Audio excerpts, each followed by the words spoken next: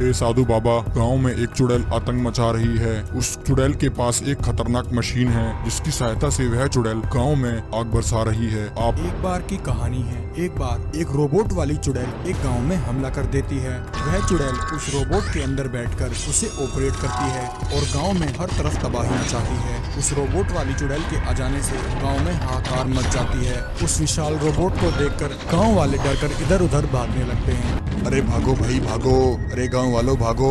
अरे मर गया रे, अरे जल्दी से भागो रे।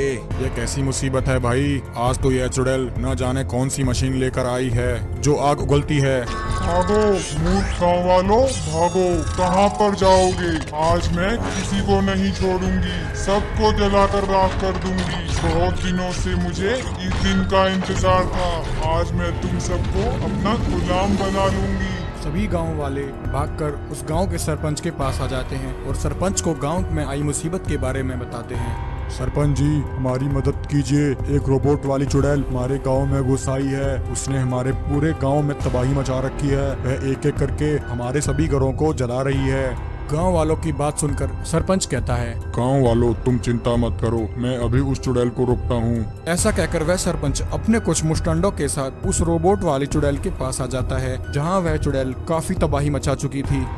सरपंच के मुस्टंडे उस रोबोट को रोकने की कोशिश करते हैं, परंतु उस विशाल रोबोट के एक ही वार से उन सबको एक जोर का झटका लगता है। आखिर में हार कर सरपंच के मुस्टंडे अधमरे होकर वहां से वापस लौट जाते हैं। वहीं सरपंच गांव वालों को लेकर साधु बाबा के पास आ जाता है। हे साधु बाबा, गांव में एक चुड़ैल आतंक मचा रही है। उस चुड़ैल के पास एक खतरनाक मशीन है जिसकी सहायता से वह चुड़ैल गांव में आग बरसा रही है। आप कृपा करके हमारी मदद कीजिए। गांव वालों की बात सुनकर साधु बाबा उसी समय नागिन और नागराज को वहां बुला लेते हैं और उन्हें उस रोबोट वाली चुड़ैल के बारे में बताते हैं। नागिन और नागराज उसी समय रोबोट वाली चुड़ैल के पास पहुंच जाते हैं और अपनी शक्तियों से उसे काबू करने की कोशिश करते हैं, परंतु उनकी शक्तियों का उस रोबोट पर कोई असर नहीं होता। वहीं रोबोट के अंदर बैठी चुड़ैल कहती है, हा हा हा हा हा हा हा हा। आज तुम दोनों मेरा कुछ नहीं बिगाड़ सकते। आज मैं पूरी तैयारी के साथ आई हूँ। तभी उस रोबोट के अंदर से एक तेज बिजली निकलती है और नागिन और नागराज को लगती है। वह दोनों वहीं बेहोश हो जाते हैं। वहीं दूर खड़े बंटी और सीमा यह सब देख रहे होते हैं। बंटी कहता है, बहन, इस रोबोट वाली चुड़ैल ने तो नागिन और नागराज को भी अपने वश में कर लिया है। अब हमें ही जल्दी कुछ करना होगा, वरना ना जाने यह चुड़ैल और कितना कहर मचाएगी। ऐसा कहकर बंटी और सीमा भागे भागे अपने घर जाते हैं और अपनी कलाकारी से बंटी और सीमा एक रोबोट बनाते हैं और अपने उस रोबोट को लेकर उस रोबोट वाले चुड़ैल के पास आ जाते हैं।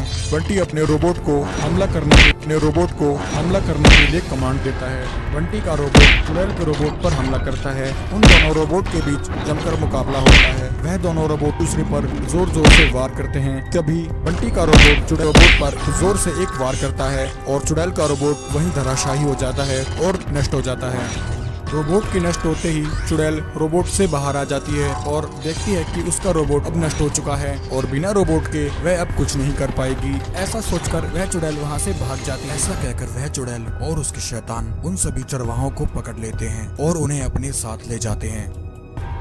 एक बार की कहानी है। एक बार कुछ चरवाहे अपने जानवरों को एक तालाब के किनारे चारा चरा रहे होते हैं। तभी वहां अचानक से एक चुड़ैल अपने दो शैतानों के साथ आ जाती है। वह चुड़ैल कहती है, मेरे गुलामों, जाओ पकड़ लो इन सबको। आज वह दिन आ गया है जब हमारे आका कालिया नाग अपने श्राप से मुक्त हो जाएंगे। ऐसा कहकर वह चुड़ैल और उसके शैतान उन सभी चरवाहों को पकड़ लेते हैं और उन्हें अपने साथ ले जाते हैं। वहीं नागलोक में इच्छाधारी नागिन और उसकी सहेलियां सुनहरे अंडे की रक्षा कर रही होती हैं। नागिन का वह सुनहरा अंडा बहुत ही चमत्कारी होता है। उस अंडे को पाकर कोई भी प्राणी ब्रह्मांड में सर्वशक्तिमान हो सकता है। उधर वह चुड़ैल चरवाहों को लेकर एक पेड़ के पास आ जाती है और कहती है, बाहर आइए मेरे आका, देखिए मैं आपके लिए क्या लेकर आई हूँ। आज आपकी बरसों की इच्छा पूरी हो जाएगी।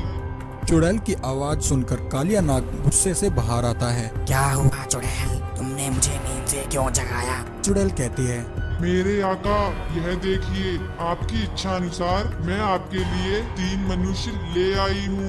अब आप इनका खून पीकर अपने श्राप से मुक्त हो सकते हैं।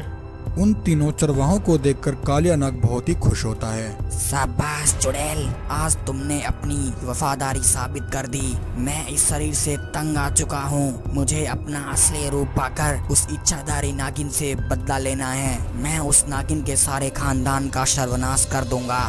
ऐसा कहकर कालिया नाग उन चरवाहों को वहीं डस लेता है। वह तीनों चरवाहे वहीं मर जाते हैं और कालिया नाग अपने असली इंसानी रूप में आ जाता है। आखिरकार मुझे अपना शरीर और सारी शक्तियाँ वापस मिल ही गयी। चुड़ैल कहती है, मेरे आका, अब हमें और देर नहीं करनी चाहिए। चलो इसी वक्त नागलोक पर हमला कर देते हैं और उस नागिन से नागलोक को छीन लेते हैं। मेरे आका, उस नागिन ने हाल ही में एक सुनहरा अंडा दिया है। वह अंडा बहुत ही चमत्कारी है। धरती, आकाश, पाताल, सारी ब्रह्मांड की शक्तियाँ उस सुनहरे अंडे में है। मेरे आका, उस सुनहरे अंडे को पाकर हम इस पूरे ब्रह्मांड पर राज करेंगे। इतना कहकर वह सब वहां से गायब हो जाते हैं और नागलोक पहुंचकर हमला कर देते हैं। कालिया नाग के शैतान इच्छाधारी नागिन की सहेलियों को वहीं मार देते हैं। वहीं कालिया नाग इच्छाधारी नागिन को कैद कर लेता है। अपने अंडे को खतरे में देखकर नागिन उसे छुपा लेती है। कालिया नाग कहता है, नागिन, कहाँ है वह सुनहरा अंडा? जल्दी से मुझे वह सुनहरा अंडा दे दे। नागिन कहती है, दुष्ट राक्षस, मेरे जीवित रहते हुए तुझे वह अंडा कभी नहीं मिलेगा। तभी चुड़ैल कहती है, मेरे आका, यह नागिन बहुत ही चालाक है। वह सुनहरा अंडा इसी के पास है। इसने वह अंडा कहीं छिपा दिया है। यह ऐसे नहीं बताएगी। ऐसा कहकर वह चुड़ैल अपनी शक्ति से इच्छाधारी नागिन को प्रताड़ित करती है, परंतु इच्छाधारी नागिन फिर भी उसे अपने सुनहरे अंडे का पता नहीं बताती है। वहीं धरती लोक पर साधना में बैठे साधु बाबा अपनी दिव्य दृष्टि से यह सब नजारा देख लेते हैं। नागिन का जीवन संकट में देखकर वह उसी समय नागराज के पास आ जाते हैं और उन्हें सारी बात बताते हैं। साधु बाबा की बात सुनकर नागराज उसी समय नागिन को बचाने के लिए नागलोक की ओर निकल जाते हैं। नागलोक पहुंचकर नागराज देखते हैं कि कालिया नाग और चुड़ैल इच्छाधारी नागिन पर जुल्म कर रहे हैं। नागराज कहते हैं, दुष्ट कालिया नाग, आज तेरे पापों का घड़ा भर चुका है। आज तुझे मेरे हाथों से कोई नहीं बचा सकता। नागराज को नागलोक में देखकर कालिया नाग गुस्से से आग बबूला हो जाता है। तभी कालिया नाग के शैतान नागराज को मारने के लिए उसकी तरफ दौड़ते हैं, किंतु तभी नागराज अपनी शक्ति से उन दोनों शैतानों को वहीं भस्म कर देता है। अब सिर्फ कालिया नाग और चुड़ैल ही बचे थे। नागराज उसी समय एक विशाल सांप का रूप धारण कर लेते हैं और कालिया नाग और उस चुड़ैल को जिंदा ही निकल जाते हैं। इस प्रकार नागराज इच्छाधारी नागिन को कालिया नाग के चंगुल से आजाद करा लेते हैं।